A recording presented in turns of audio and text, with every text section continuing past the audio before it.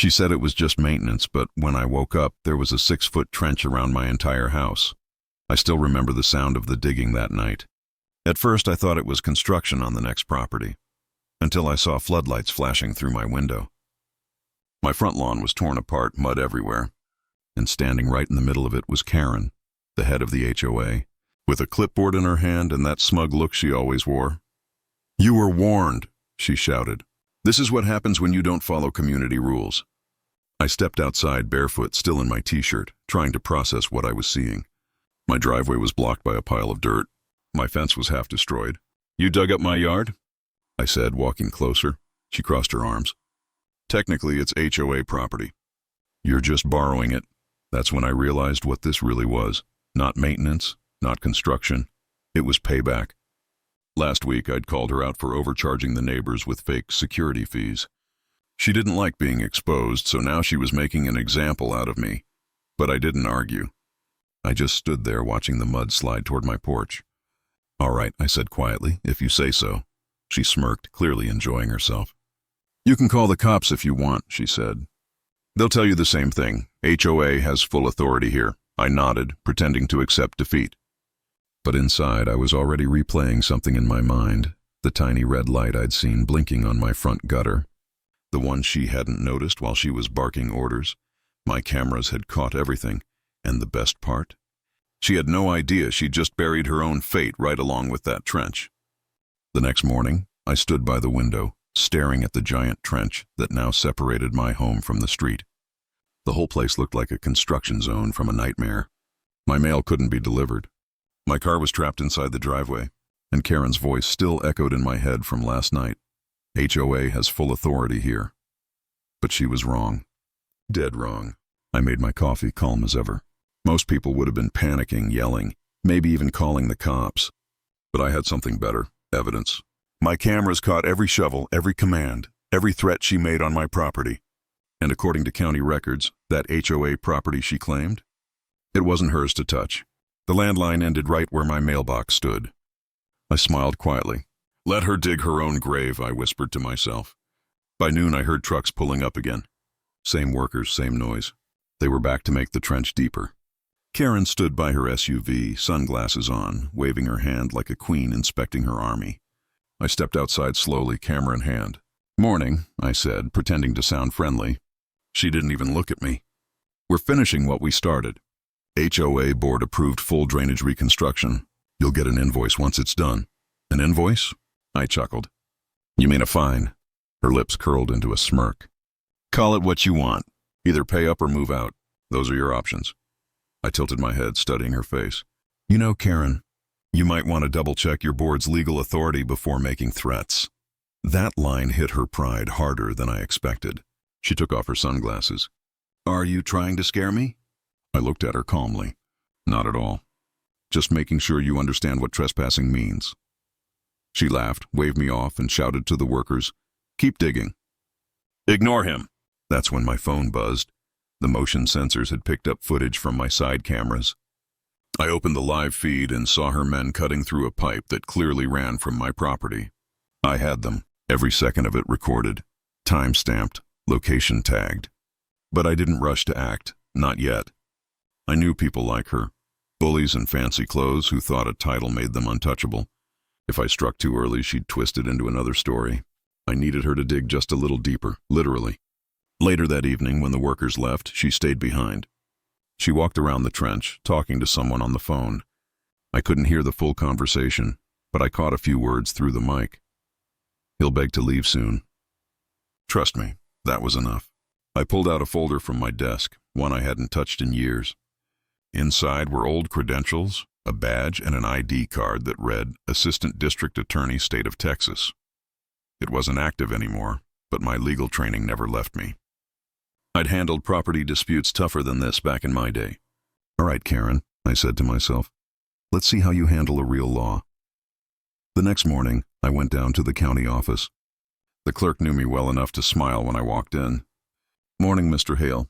You here for records again?" "Yeah," I said. "Need the original plat map for my subdivision." She printed it out and stamped it. The boundaries were crystal clear. HOA's jurisdiction ended 50 feet before my porch. Everything they dug was on my property. I took photos of the documents and emailed them to a friend, a current assistant attorney who owed me a favor. By afternoon, I was back home. Karen was there again, now with two men I hadn't seen before, both wearing cheap tactical vests with private security patches. They looked official from a distance, but anyone with real training could see the badges were fake. Karen spotted me and raised her voice.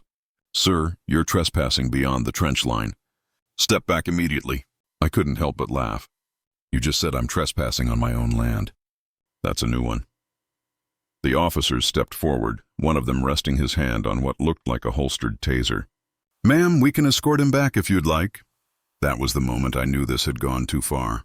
Fake cops, fake authority, real crime. I raised my phone and hit record. "You boys mind showing me your IDs?" The taller one hesitated. Karen jumped in. "They don't have to show you anything. They're hired by the HOA for enforcement."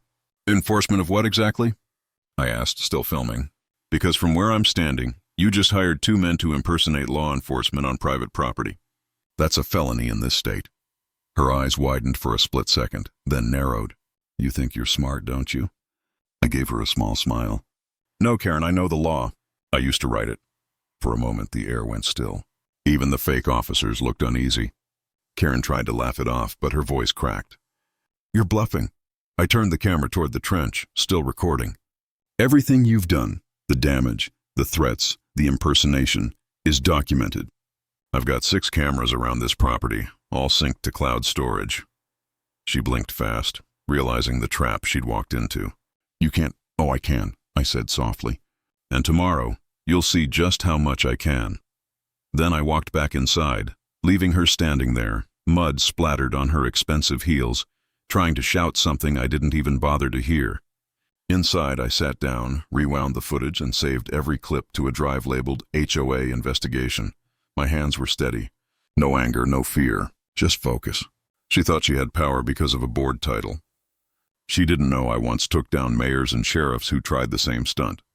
And now, she'd made the mistake of turning her little game into a federal offense, on camera. I leaned back, took a deep breath, and whispered to myself, tomorrow's going to be her worst day. The morning came quiet, too quiet.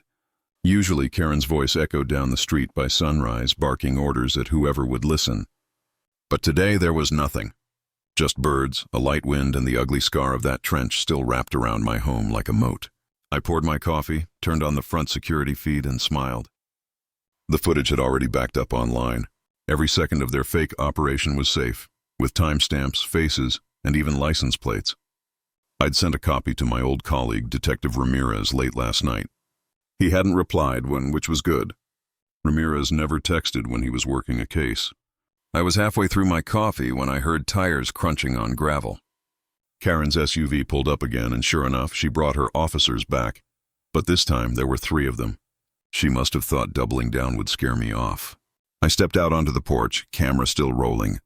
"Morning again," I said. Karen crossed her arms. "We're finishing the drainage today. You're required to stay inside until it's complete." I leaned against the porch rail. "You sure you want to do that, Karen? You really sure?" She ignored me and turned to her crew. "Start sealing that section near his driveway. Make it deep. I don't want him driving out." One of the workers hesitated. "Ma'am, are you sure this is legal?" Karen snapped. "You work for me. Keep digging!" That's when another sound joined the mix, the low hum of an engine coming up the hill. I looked past her and saw a black county truck rolling toward us. It wasn't a police cruiser, but I recognized it instantly, the county inspector's vehicle. Karen noticed it too, her confident grin fading fast. "What is that?" she muttered. The truck stopped near the trench, and out stepped a man in a tan jacket, sunglasses, and a clipboard. Ramirez. "Morning, folks," he said casually. "Got a complaint about unauthorized excavation on private land." Karen froze.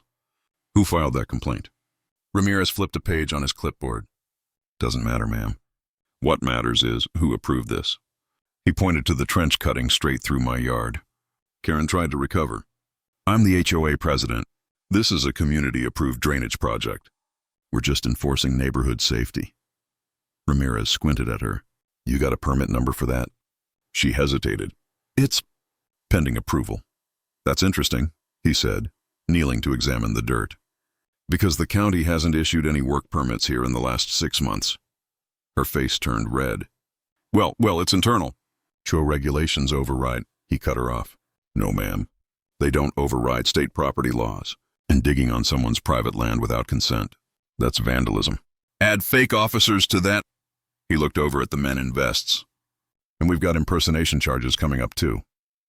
The 2 fake security guards suddenly looked nervous.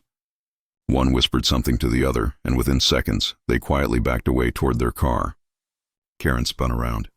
Where are you going? Get back here! They didn't. They jumped in their car and sped off. Ramirez turned to me. You got the footage? I nodded and handed him my phone. Every frame. Time-stamped, cloud backup, full audio. He smiled slightly. You always did your homework. Karen's voice cracked. You know each other?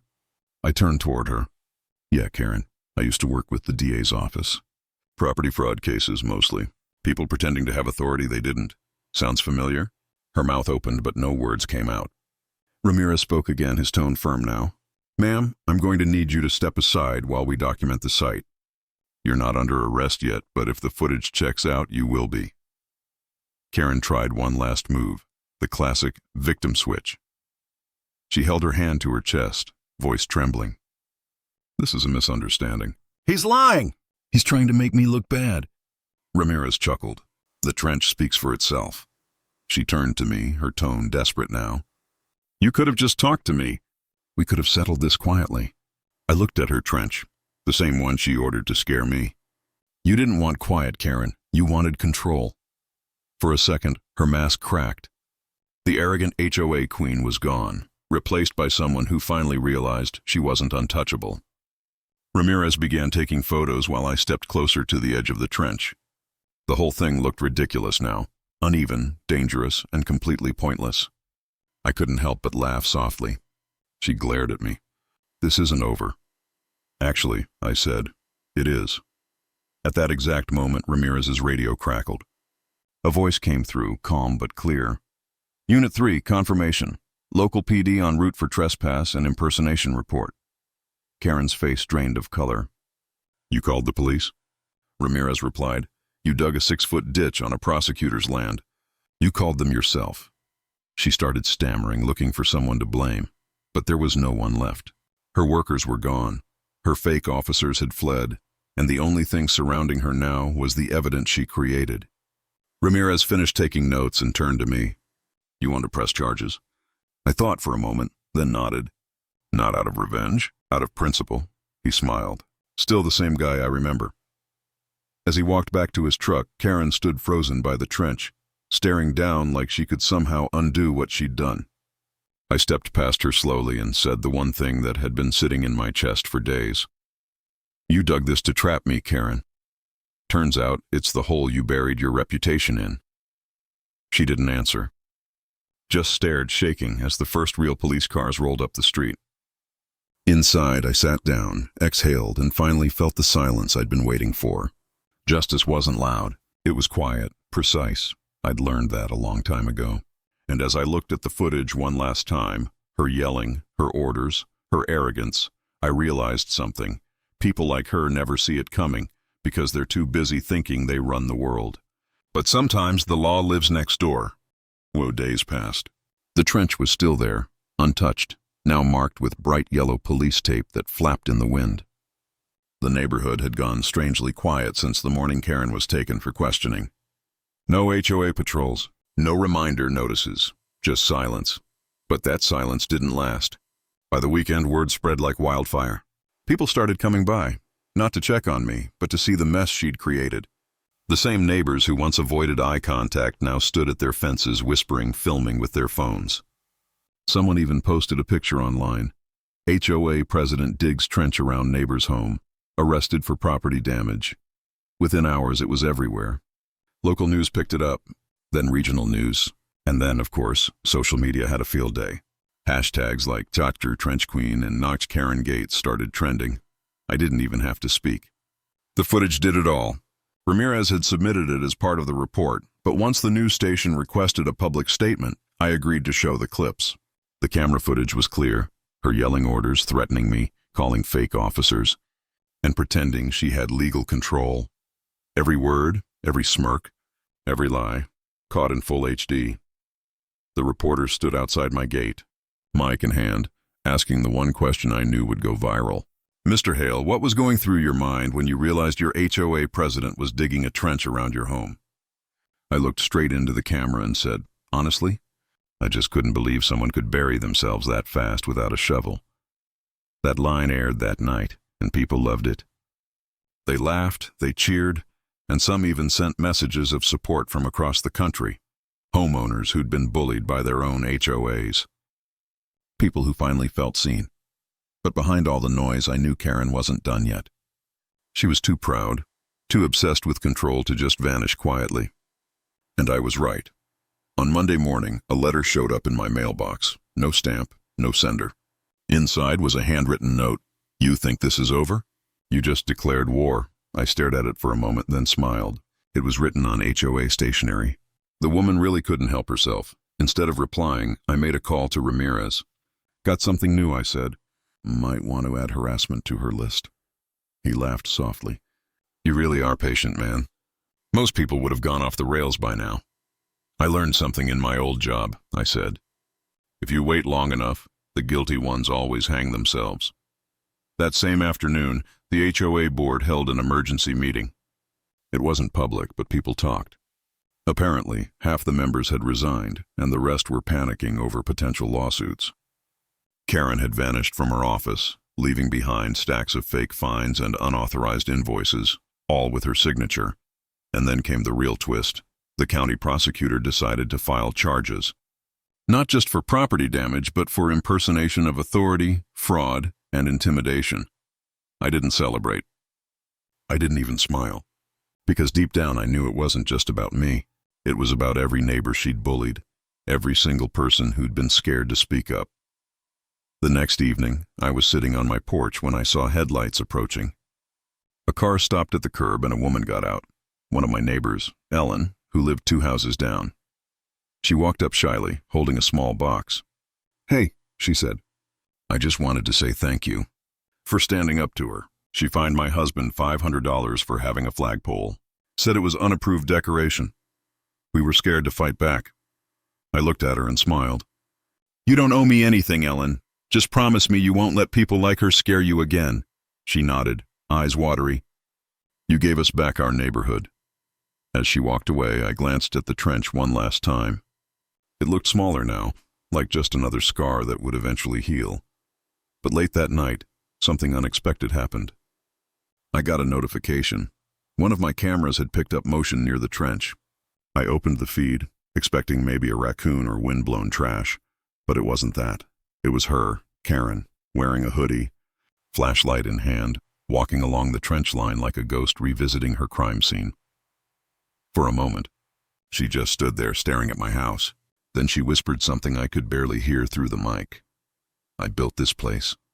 "Not you." Then she turned and walked away into the dark. I didn't call the cops this time. She wasn't dangerous anymore, just lost. Everything she'd built, every bit of control she thought she had, was gone. The next morning, I called Ramirez anyway. "She came back last night," I said. He sighed. "I figured she might. We've got her under restraining order now. She won't come near you again." I nodded. "Good. Let her rest in her own mess." As the sun rose, a county crew finally arrived to fill the trench. The sound of the soil falling back into the hole was strangely peaceful, like closing a chapter. One of the workers smiled at me. "Crazy story, huh?" I nodded. "Yeah. Guess everyone learns sooner or later. You can't build power on someone else's land." He chuckled and kept working. I stood there for a long time, watching the last traces of her madness disappear under fresh dirt. For the first time in weeks, my yard looked whole again.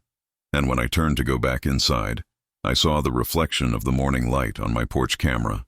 The same camera that caught everything. The same camera that ended her game. It wasn't just a lens. It was truth, and truth, no matter how deep someone tries to bury it, always finds its way back to the surface. A few weeks later, the neighborhood felt different, lighter somehow. Kids were back to playing outside. Flags flew freely again. People waved when they passed, something they hadn't done in years under Karen's rule. The trench was gone. Grass had started growing back. You could barely tell the chaos that had once divided this street, but the memory of it, and of her, still hung in the air like a warning. I sat on my porch one evening, a cold drink in hand, watching the sunset spill over the rooftops. The peace felt real this time. No threats, no fake citations, no HOA patrol cars creeping by. Just quiet. A mail truck stopped at my driveway, and the mailman, an older guy named Rick, handed me a thick envelope. "From the county," he said. I thanked him and opened it. Inside were final updates from the case, court filings, signed orders, and one bold line at the bottom. Defendant, Karen M. Douglas, found guilty on all charges. Sentenced to 6 months probation, fined $25,000, and permanently removed from HOA authority. I stared at that line for a long time. No joy, no anger, just a quiet sense of balance finally restored. She hadn't gone to prison, but that wasn't the point. The point was that she couldn't hurt anyone anymore. She couldn't fake authority, threaten families, or act like she owned people's lives. Her power was gone, legally erased. The next morning I walked down the street. Neighbors smiled as I passed. One guy, Mark, was putting up a small wooden sign in his yard that read, "No HOA harassment zone." I laughed. "You're starting a movement?" He shrugged. "Maybe. Someone's got to make sure it doesn't happen again." Down the road, Ellen was painting her new mailbox, red, white, and blue, the same one Karen had once ordered her to remove. She waved, and I waved back. It was small, but it meant something. People weren't afraid anymore. Later that week, the local news came by again for a follow-up. The reporter, the same one who'd covered it before, smiled as she set up her mic. "Mr. Hale, everyone online's calling this the trench war. They want to know, what did you learn from all this?" I looked around, the street, the trees, my home, and then straight into the camera. I learned that power without truth always collapses. She tried to build fear. I built proof, and that made all the difference. The reporter smiled softly. That's going to be the quote of the week. When they left, I sat back down on my porch. It hit me then.